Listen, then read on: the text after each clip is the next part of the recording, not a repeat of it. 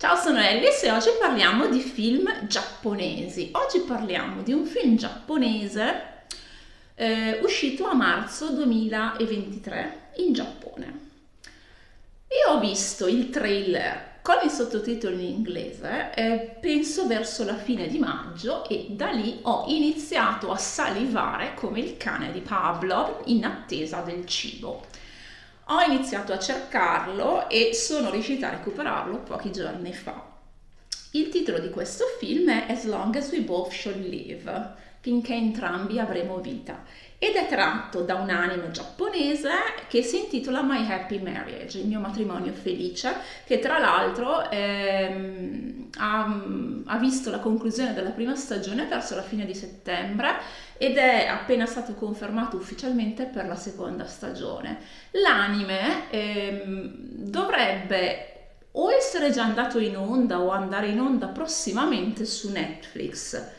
Per quanto riguarda il film, invece, io non ho notizia di uscita nelle sale cinematografiche italiane, non ho notizie di acquisizione di diritti da parte di piattaforme piuttosto che canali, piuttosto che altre vie, quindi per adesso è una quantità sospesa ancora nell'aria. Io l'ho recuperato su Dramacool con i sottotitoli in inglese e ovviamente me lo sono guardato tutto di un fiato, memore appunto della salivazione pavloviana dovuta al trailer.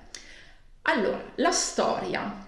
L'ambientazione è fantasy in un periodo che all'apparenza potrebbe rimandare a un setting novecentesco, del 1900, non 900 e basta, 1900. Ci sono degli spiriti barra demoni che portano male alle persone e questi spiriti vengono chiamati grotteschi. Per contrastare questi grotteschi entrano in scena alcune famiglie che hanno dei poteri particolari che richiamano un po', diciamo, le famiglie nobiliari, se vogliamo vederla così. L'imperatore ha uno dei poteri più rari e più, fra virgolette, preziosi, che è quello della divinazione, della premonizione, di fare previsioni sul futuro. E questi grotteschi sono stati rinchiusi all'interno di quello che viene chiamato il burial ground, quindi questo campo di sepoltura, da queste famiglie. E quindi una volta messa a tacere, messo a freno il pericolo derivante appunto da questi grotteschi, inizia un periodo di pace. Le famiglie con i poteri tendono a contrarre matrimoni tra di loro. La protagonista è la figlia per parte di madre di una donna con una linea genealogica appunto molto prestigiosa, la famiglia Usaba, che ha il potere del vento, dicono. Questa donna contrae un matrimonio politico con il padre appunto della protagonista, da cui nasce la protagonista. Lei, la madre, però muore quando la protagonista ha soltanto 2 anni e in più la figlia sembra non aver ereditato alcun potere. Ragion per cui quando il padre si ricongiunge con la sua ex amante e ha poi da lei una figlia che invece avrà il potere di vedere i grotteschi, viene trattata malissimo dal resto della famiglia, soprattutto dalla matrigna e dalla sorellastra. Il padre in realtà la ignora perché lei, non avendo poteri, non è rilevante. Non la pensano così altre famiglie nobiliari perché, seppur la protagonista è priva di potere, è comunque portatrice del patrimonio genetico di questa famiglia molto prestigiosa. Dicevo, la protagonista viene bullizzata fino al trauma proprio da queste due donne, dalla matrigna che non la può vedere perché lei ha l'aspetto della madre che è stata preferita a lei dalla famiglia del padre appunto per il lignaggio più elevato. E trova quindi poi un appiglio per i suoi maltrattamenti anche nel fatto che questa figlia non porti avanti il patrimonio genetico, perlomeno in sé, poi ecco, nelle generazioni future sarà da vedere. E la figlia invece, la sorellastra, la maltratta perché si sente più giusta di lei, essendo portatrice di un dono. Viene mandata in casa a questo generale, la protagonista ha 19 anni, questo generale ne ha 27. Lui fa parte di una famiglia anch'essa con poteri molto molto speciali, perché non ha un potere singolo ma ne ha diversi. Tuttavia questo capitano, ecco, non generale, ha anche una reputazione pessima, la reputazione di essere estremamente spietato e di aver già rimandato al mittente diverse fidanzate di famiglie altrettanto prestigiose che cercavano appunto un'unione per acquisire più prestigio e più potere. Arriva lei che sinceramente è talmente provata dai soprusi e dagli abusi della sua famiglia d'origine che, e non esagero, aspetta solo proprio la morte, quindi dice: dove vado non sarà certo peggio del posto da cui mi hanno appena cacciato. E la famiglia la consegna a questo generale perché ben sapendo che se viene ripudiata, se viene rimandata a casa dal generale, la sua reputazione praticamente sarà compromessa per sempre. L'alternativa è che lui la uccida perché appunto non le andava a genio. In realtà questo generale non è poi così spietato come lo dipingono, anzi la sua spietatezza viene solo enunciata a parole da altri, perché è una persona che parla poco, ma ripeto, questo suo essere spregiudicato, spietato, non traspare mai né dalla storia né dalle circostanze, quindi i due pian piano iniziano a piacersi, però nel mondo, nella società sta succedendo qualcosa.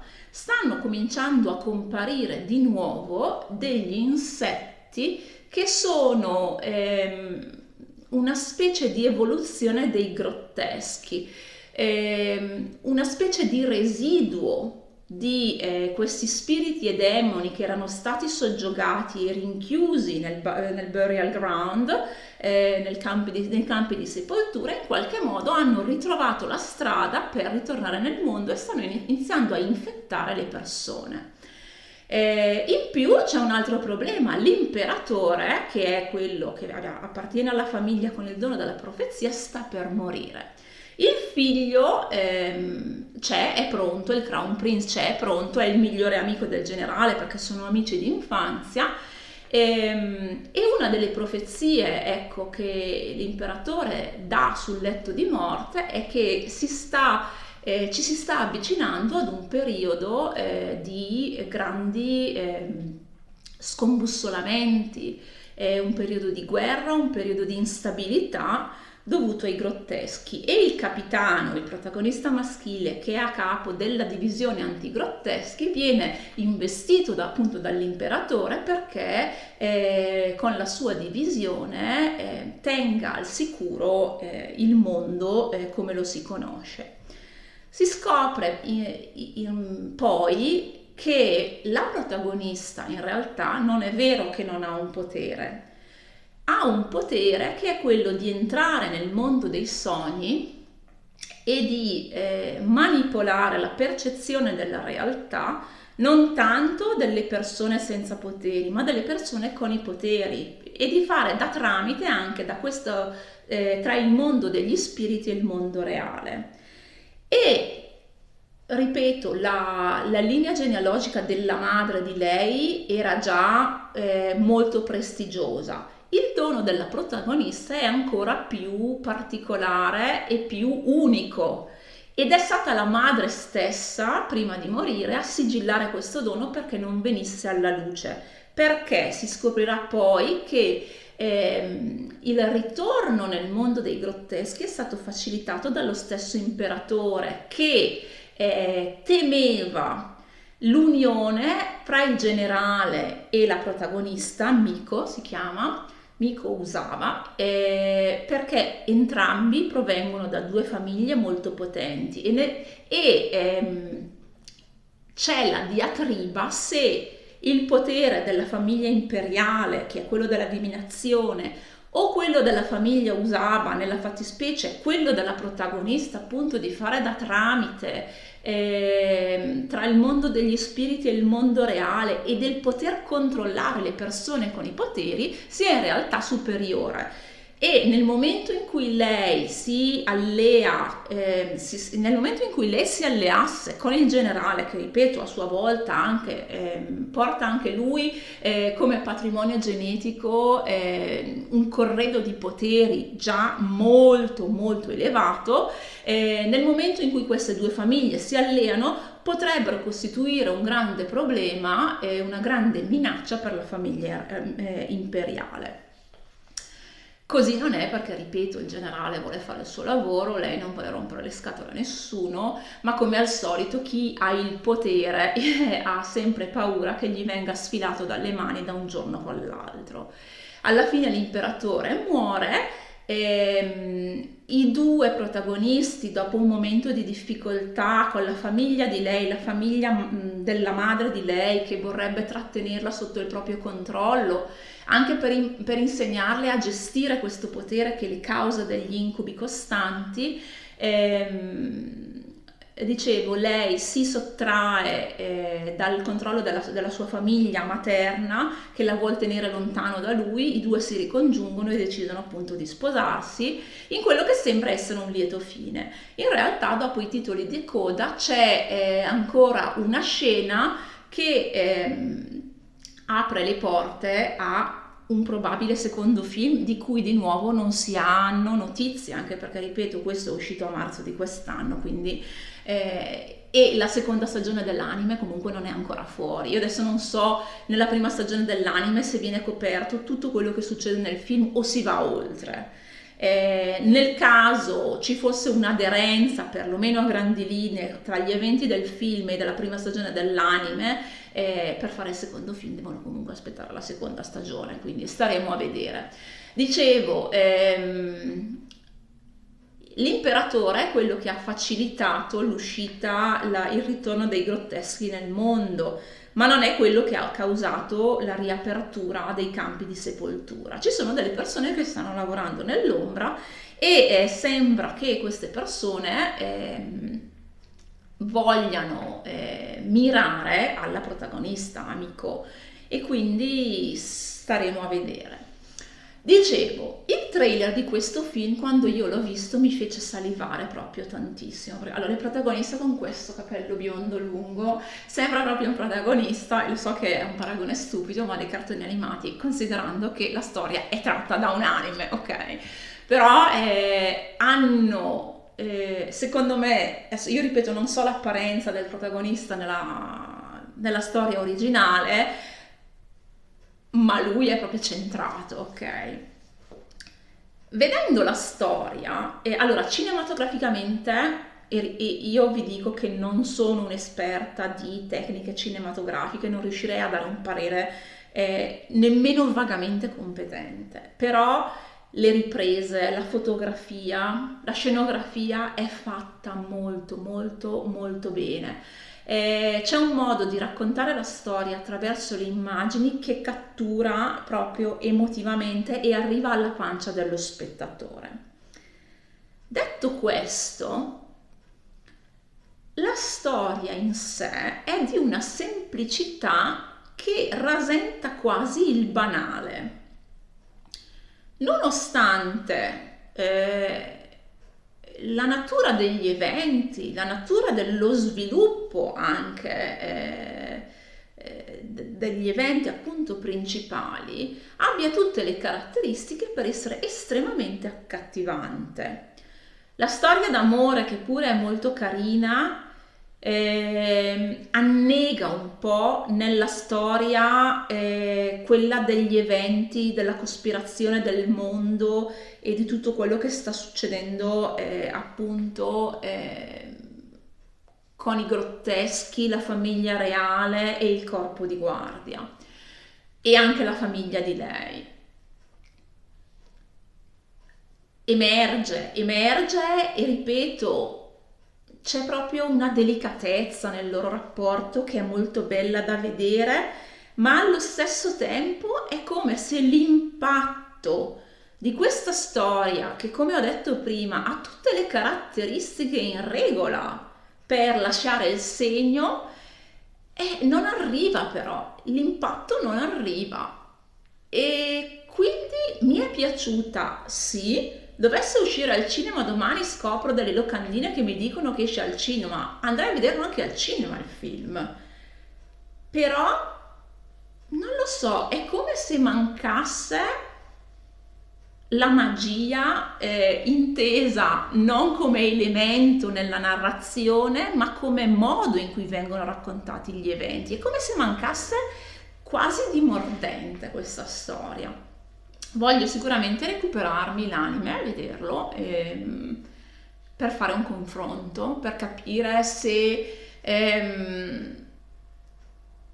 questa mancanza di vigore, non lo so, non riesco forse a spiegarmi bene, questa mancanza di corpo anche nella portata degli eventi che sulla carta ci sono tutti, è una caratteristica che il film si porta dietro dalla fonte originale, o se invece c'è stato un lost in translation tra i due mezzi, per cui la storia, il romanzo, l'anime c'è e il film invece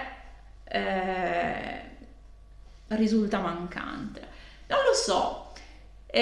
Non posso nemmeno dire che non mi sia piaciuto, perché mi è piaciuto, però dal trailer avevo delle aspettative talmente alte, mi aspettavo proprio la meraviglia dal trailer, e invece c'è stato un apprezzamento, ma non c'è stato lo sbalordimento, quella sensazione di soddisfazione proprio un po' bollicinosa che ti rimane sulla pelle, o perlomeno che a me succede così, mi rimane addosso quando vedo qualcosa che mi convince a fondo.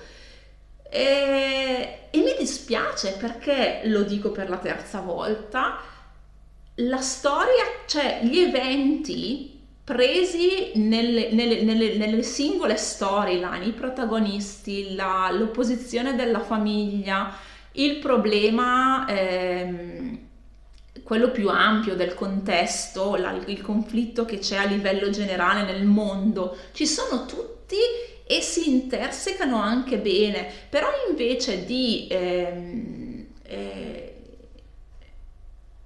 convergere l'uno nell'altro e rafforzarsi, è come se si schiacciassero a vicenda. Ecco, questo ho da dire. Non lo so, ve l'ho detto, è su Dramacool. Avrò altre opinioni dopo aver letto l'anime, ma ci riaggiorneremo più avanti. Direi che per adesso mi posso fermare, vi auguro buona giornata e alla prossima, ciao!